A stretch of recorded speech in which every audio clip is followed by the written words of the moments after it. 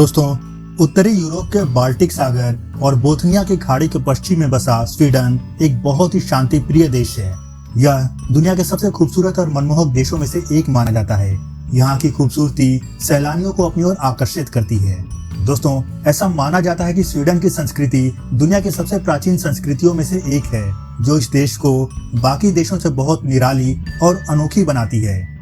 यूरोपीय महाद्वीप पर बसा यह देश इतना सुंदर है कि जहां आपकी नजर जाती है वहीं प्रकृति की खूबसूरत तस्वीर देखने को मिलती है। तो दोस्तों, आज हम चलेंगे उत्तरी ध्रुव के नजदीक बसे इस खूबसूरत देश के टूर पर और जानेंगे स्वीडन के कुछ रोचक फैक्ट्स के बारे में।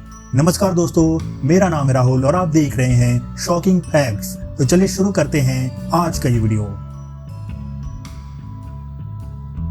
दोस्तों, नॉर्दर्न यूरोप में स्थित स्वीडन एक नॉर्डिक देश है। इसका ऑफिशियल नाम किंगडम ऑफ स्वीडन है। इसकी जमीनी सीमाएं पश्चिम और उत्तर में नॉर्वे से, पूरब में फिनलैंड से और साउथ वेस्ट में डेनमार्क से जुड़ी हुई है, जबकि इसकी समुद्री सीमाएं जर्मनी, पोलैंड, रूस, लातविया, लिथुआनिया और एस्टोनिया से लगती है। इसका क्षेत्रफल करीब 4,50,295 वर्ग किलोमीटर है। यह लगभग 24,000 छोटे बड़े द्वीपों से मिलकर बना है। क्षेत्रफल के हिसाब से यह देश नॉर्दर्न यूरोप का सबसे बड़ा, यूरोपीय यूनियन का तीसरा सबसे बड़ा और पूरे यूरोप का 5वां सबसे बड़ा देश है। दोस्तों, स्वीडन की आबादी करीब 1,04,00,000 है, लेकिन यहाँ जनसंख्या का घनत्व तो बहुत कम है। यहाँ प्रति वर्ग किलोमीटर में औसतन 25 व्यक्ति रहते हैं। यानी एक लाइन में कहा जाए तो यहाँ क्षेत्रफल के हिसाब से आबादी बहुत कम है। दोस्तों, स्वीडन की राजधानी स्टॉकहोम है, जो इस देश का सबसे बड़ा शहर भी है। 14 आइलैंड पर फैला स्टॉकहोम का शहरी एरिया महज 188 वर्ग किलोमीटर में फैला हुआ है। और आपको जानकर हैरानी होगी कि क्षेत्रफल के हिसाब से स्टॉकहोम को दुनिया की सबसे छोटी राजधानी में से एक माना जाता है। दोस्तों, स्वीडन की 66.8% आबादी क्रिश्चियनिटी को फॉलो करती है, जबकि 5% आबादी इस्लाम धर्म को मानती है। वहीं 27% आबादी किसी धर्म को नहीं मानती है।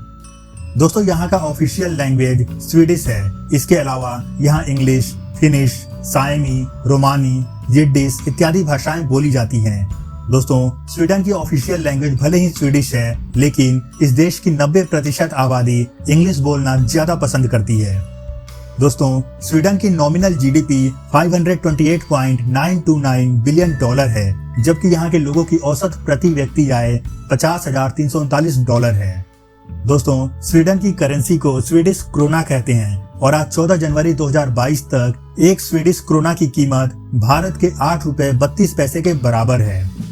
दोस्तों, इस देश में पार्लियामेंट्री कॉन्स्टिट्यूशन मोनार्की है, यानी यहाँ लोकतंत्र तो है ही, साथ में राजशाही भी है।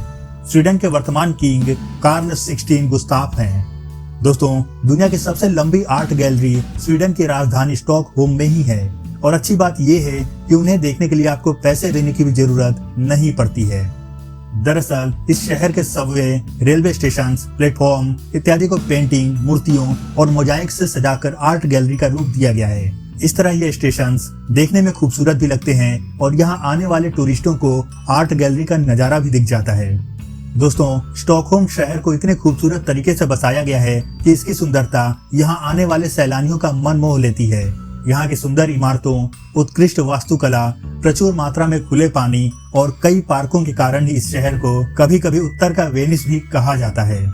इतना ही नहीं, स्टॉकहोम शहर दुनिया के सबसे स्वच्छ महानगरों में से एक है। इसका कारण ये है कि यहाँ भारी उद्योग न के बराबर है, जिस कारण यहाँ औद्योगिक कचरा भी नहीं होता है। यही कारण है कि इस शहर को most cleanest city on the earth का खिताब मिला हुआ है। दोस्तों, स्वीडन का एक लंबा और दिलचस्प इतिहास रहा है। 16वीं से 18वीं शताब्दी की शुरुआत तक स्वीडन यूरोप की महान शक्तियों में से एक बन गया था। दोस्तों, आप सभी ने खतरनाक और ताकतवर योद्धाओं वाइकिंग्स पर आधारित वेब सीरीज और मूवीज तो जरूर देखा होगा। आपकी जानकारी के लिए हम आपको बताना चाहेंगे कि वाइकिंग्स स्वीडन और नॉर्वे के ही रहने वाले थे, जो समय के साथ दुनिया के अलग अलग कोनों में फैल गए। 17वीं शताब्दी के दौरान जब स्वीडन एक बहुत ही ताकतवर देश बन चुका था, तब अपनी ताकत को और बढ़ाने के लिए स्वीडन ने सन 1628 ईस्वी में अपनी शक्ति के प्रतीक के तौर पर एक बड़ा युद्धपोत बनवाया था और उसका नाम द वासा रखा था।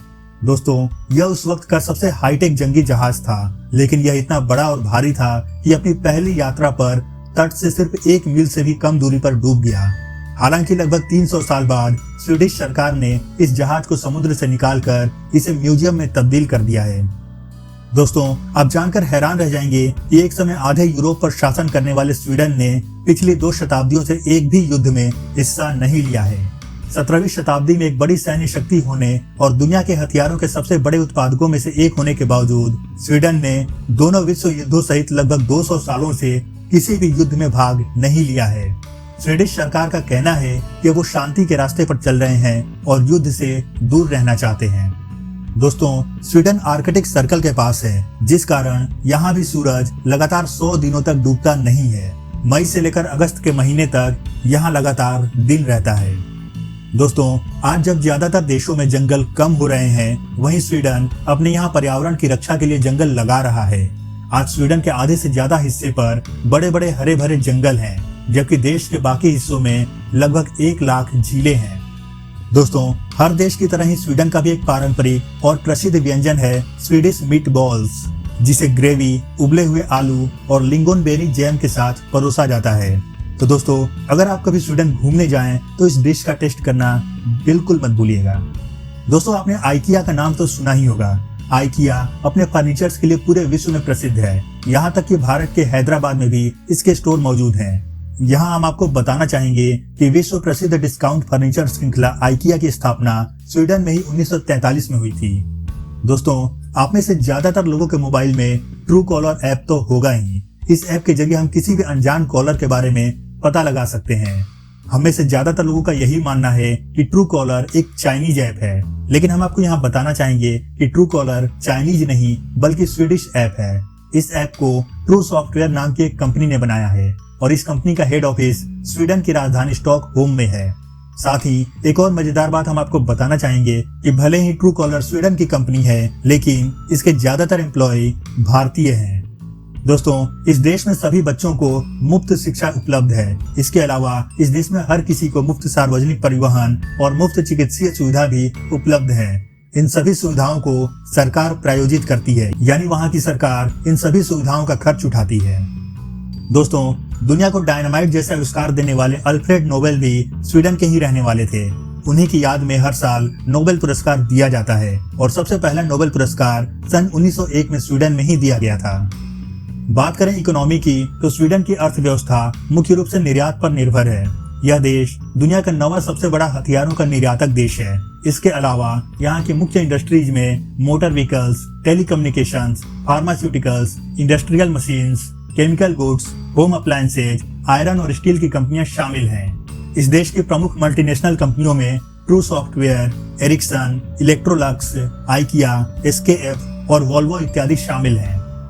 दोस्तों, मैकडोनाल्ड्स दुनिया का सबसे फेमस रेस्टोरेंट चेन है, जहां हमारे और आपके जैसे इंसान आराम से बैठकर बर्गर और पिज्जा इत्यादि खा सकते हैं। लेकिन आपको जानकर हैरानी होगी कि स्वीडन पहला ऐसा देश है जहां मैकडोनाल्ड्स ने खास तौर पर मधुमक्खियों के लिए एक रेस्टोरेंट खुला है। स्वीडन में मधुमक्खियों को इंसानी खतरों से बचाने के लिए स्वीडिश सरकार की पहल पर मैकडोनाल्ड्स ने मधुमक्खियों के लिए एक छोटा सा आउटलेट खोला है, जिसे मैक हाइव नाम दिया गया है। इस आउटलेट को बनाकर पेड़ पौधों से घिरे घास के मैदान में रखा गया है। इस आउटलेट का मुख्य उद्देश्य स्वीडन में मधुमक्खियों को संरक्षित करना है। दोस्तों, स्वीडन दुनिया का सबसे क्लीनेस्ट देश है। यहाँ कचरा 9 के बराबर प्रोड्यूस होता है। एक तरह से कहा जाए तो यह देश कचरे से हमेशा के लिए मुक्त हो गया है। इसीलिए यहाँ पर पड़ोसी देश नॉर्वे और दूसरे यूरोपीय देशों से हर साल हजारों टन कचरा रिसाइकलिंग के लिए लाया जाता है। दोस्तों, स्वीडन में तैयार होने वाली 52% ऊर्जा रिन्यूएबल है और मजे की बात यह है कि ये ऊर्जा कचरे से तैयार की जाती है। जी हाँ, बिल्कुल सही सुना आपने। स्वीडन में जरूरत की आधी से ज्यादा बिजली कचरे से बनाई जाती है। स्वीडन उन चुनिंदा देशों में से एक है जिसने जैविक ईंधन के इस्तेमाल पर 1991 से कड़ा टैक्स लगा रखा है। वह जैविक ईंधन की बजाय कचरे को रिसाइकल कर बिजली बनाता है।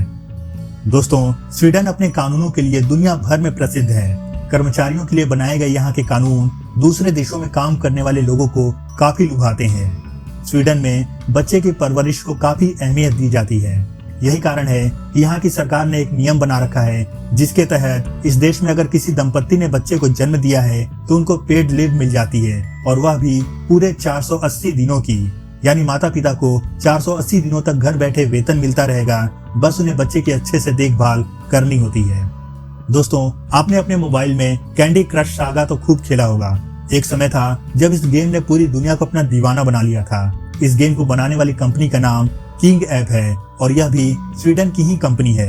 यह गेम कितना पॉपुलर है इसका अंदाजा इसी से लगाया जा सकता है कि इसे लगभग 1 बिलियन से भी ज्यादा बार डाउनलोड किया जा चुका है और यह गिनती बढ़ती ही जा रही है। इसके अलावा पेसमेकर, अल्ट्रासाउंड, माचिस, खगोलीय लेंस, समुद्री प्रोपेलर, रेफ्रिजरेटर और कंप्यूटर माउस इत्यादि मशहूर वस्तुओं का आविष्कार स्वीडन में या स्वीडन के रहने वाले नागरिकों द्वारा किया गया था। दोस्तों, यहाँ हम आपको ये बताना चाहेंगे कि माचिस का आविष्कार ब्रिटेन में हुआ था, लेकिन वो माचिस यूज करने में बहुत खतरनाक थी और उससे हमेशा आग लग जाती थी। लेकिन आज जिस माचिस का यूज हम करते हैं उसे स्वीडन के ही एक नागरिक ने बनाया था। दोस्तों, हमारे देश में अपने सीनियर को सर या मैडम कहना अनिवार्य है। अगर आप उन्हें उनके नाम से पुकारेंगे तो हो सकता है कि उनका अपमान करने के आरोप में आपको नौकरी से भी निकाल दिया जाए, लेकिन स्वीडन में इसका ठीक उल्टा होता है। आप जानकर हैरान रह जाएंगे कि स्वीडन में अपने सीनियर को यस सर और यस मैडम बोलना अपराध माना जाता है। वहाँ डॉक्टर, वकील, टीचर, जज, मंत्री या प्रधानमंत्री किसी को भी सर या मैडम कहकर बुलाना उस व्यक्ति का अपमान समझा जाता है और इसके लिए आपको सजा भी हो सकती है।